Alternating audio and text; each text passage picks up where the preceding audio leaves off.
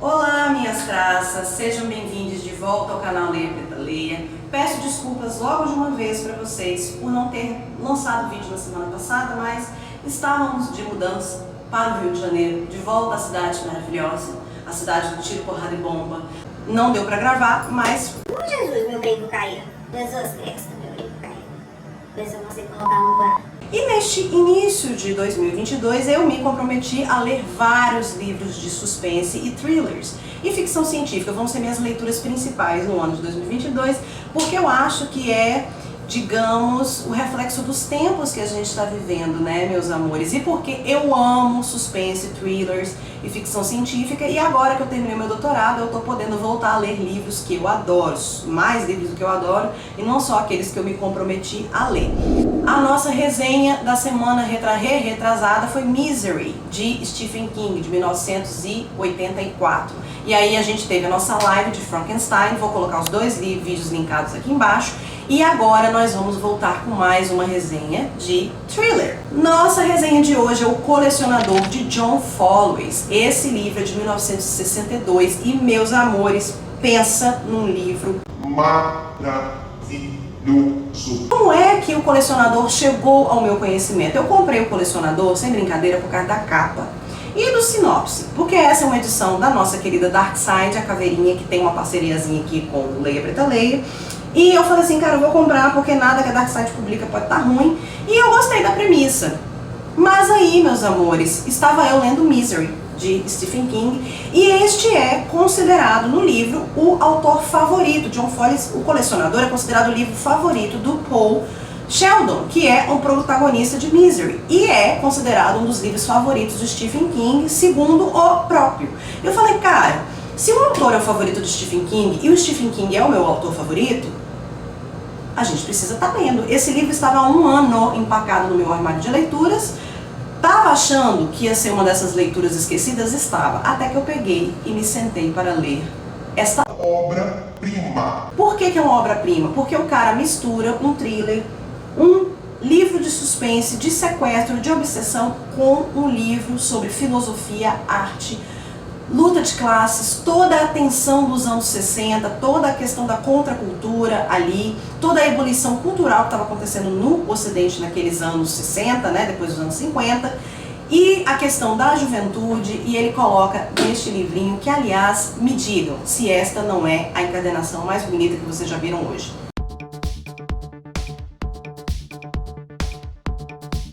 A seguimores, vamos primeiro falar sobre a belezinha que é essa edição da Darkside de O Colecionador. Quero que vocês deem uma olhada na capa dura, porque capa dura tem seu charme, lombada de preta, tem direito à borla e é ilustrado com essas estampas de borboleta maravilhosas. O trabalho da Darkside nunca deixa a desejar, meus amores. Deem uma olhada na belezinha que é esta edição. Vamos dizer o seguinte, que esse aqui eu recomendo, dei 6 estrelas, é um dos poucos livros que eu dei mais de 5 estrelas na minha vida. Na verdade eu não dei 6 estrelas, eu dei 5 estrelas porque a minha classificação é de 1 a 5 estrelas, mas se eu pudesse dar 6 estrelas eu daria e recomendo demais. Essa vai ser a nossa resenha de hoje. E depois dessa introdução inflamada, essa introdução apaixonada e enorme, quero convidar a você que está me assistindo para se inscrever nesse canal, caso você ainda não tenha se inscrito. Por que você não se inscreveu? Não sei. E deixar o seu like, porque traça que é traça sabe que essa resenha é maravilhosa, e deixa like antes do vídeo começar. E também, se você é uma traça, porque eu percebi que o meu engajamento caiu, porque as senhoras que estão me assistindo não estão clicando no sininho para receber as notificações que novos vídeos estão saindo. Chega dessa introdução enorme e vamos à vinheta.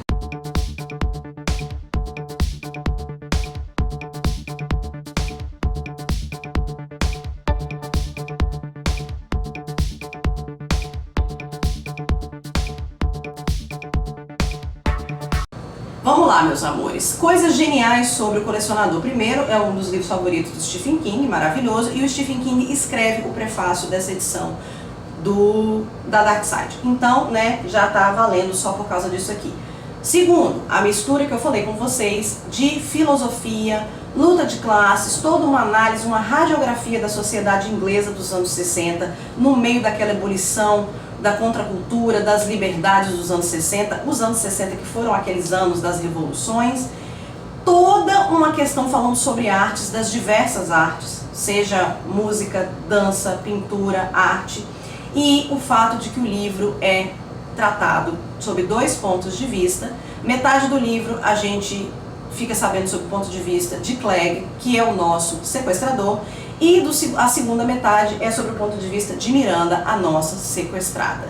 Então a gente está falando de um livro onde uma pessoa sequestrada por um cara obcecado. Então vamos começar a falar sobre Clegg, ou a.k.a. também conhecido como o Caliban. A Miranda que dá o nome de Caliban para o Clegg. O Clegg, ele é um cara inglês da classe trabalhadora, de origem humilde, que é um cara assim, que do meu ponto de vista é meio psicopata, não gosta de nada, não tem interesse por nada, não liga pra nada, não acha graça em nenhuma foto, ele não acha graça em nenhuma arte, ele não acha graça em música, é uma dessas pessoas que sempre existem por aí. A única coisa que o Clegg tem interesse é de colecionar borboletas mortas. Ele tem uma grande coleção dessas borboletas, eu sei que tem um monte de gente que faz isso, acho weird, creepy pra caramba, mas tem gente que gosta de colecionar essas borboletas mortas, né? E o Clegg, ele é uma figura que tem, ao mesmo tempo, parece ter uma simplicidade, ser uma pessoa muito rasa, por não ter interesse por muito nada, mas ele é uma pessoa muito complexa. E, ao mesmo tempo, ele é um cara que tem uma personalidade muito de autopiedade. Então, se você se deixar levar, você começa a ter pena do Clegg.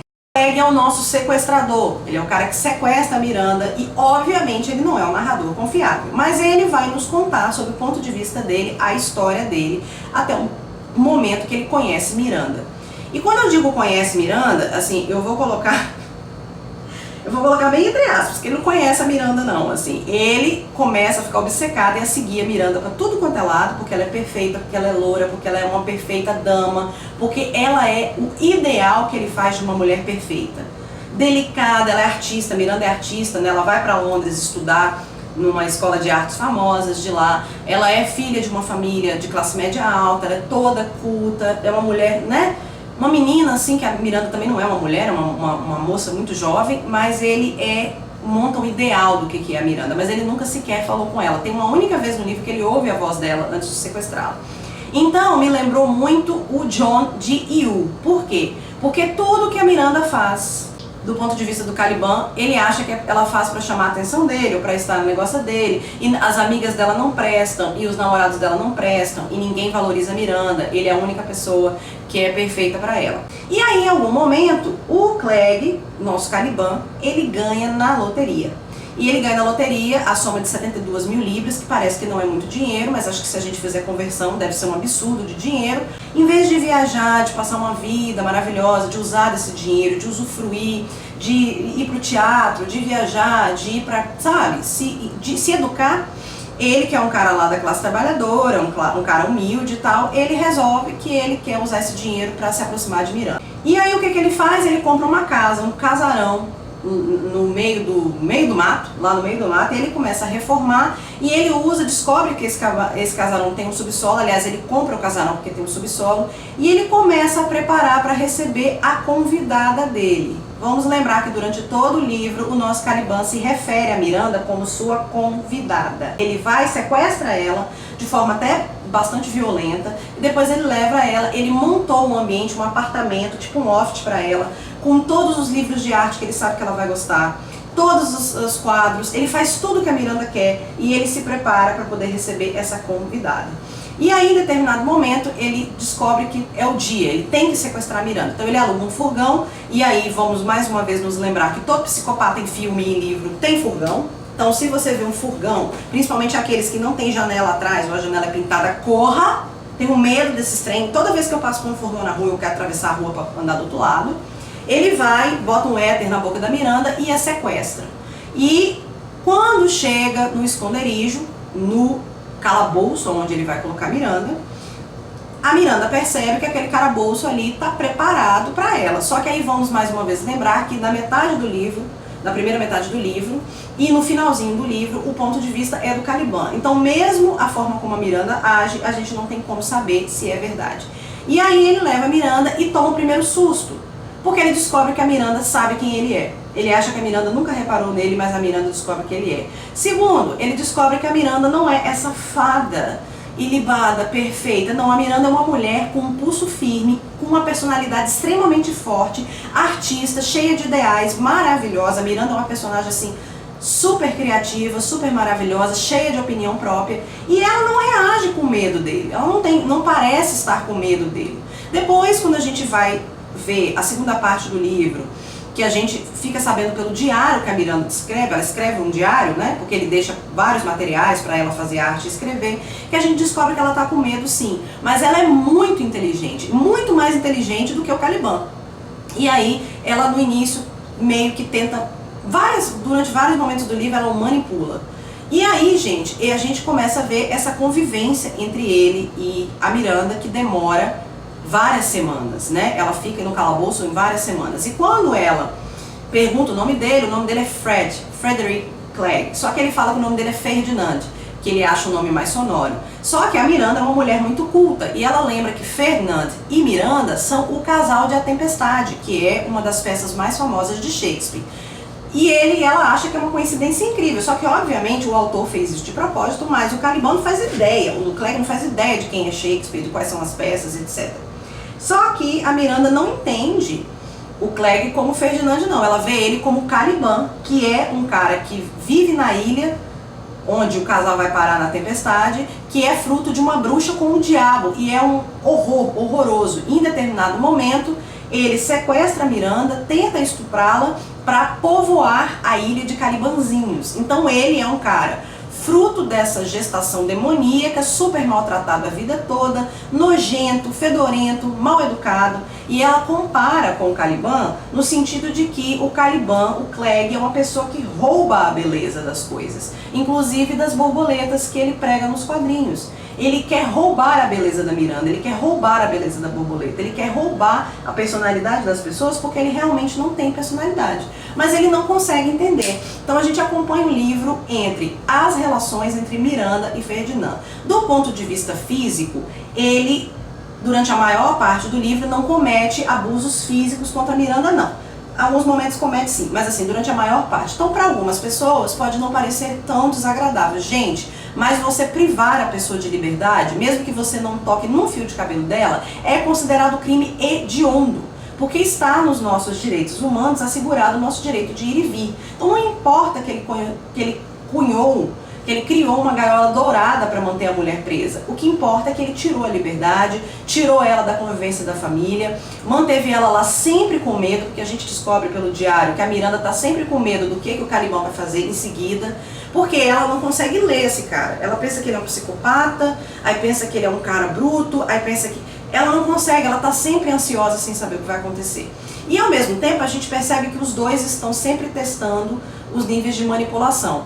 Ela manipula muito o Caliban para conseguir coisas que ela quer, até o momento em que o Clegg começa a perceber que a Miranda é uma mulher de verdade. Ela não é o ideal que ele fabricou na cabeça dele, e não necessariamente ela condiz com aquele ideal. E aí a gente começa a perceber entre os dois essa briga de classe. Um cara que é da classe trabalhadora, que é um cara ignorante, que teve um estudo básico, mas que não tem muita preocupação com nada, e ficou rico e não usou esse dinheiro para se melhorar como pessoa ou para melhorar o mundo.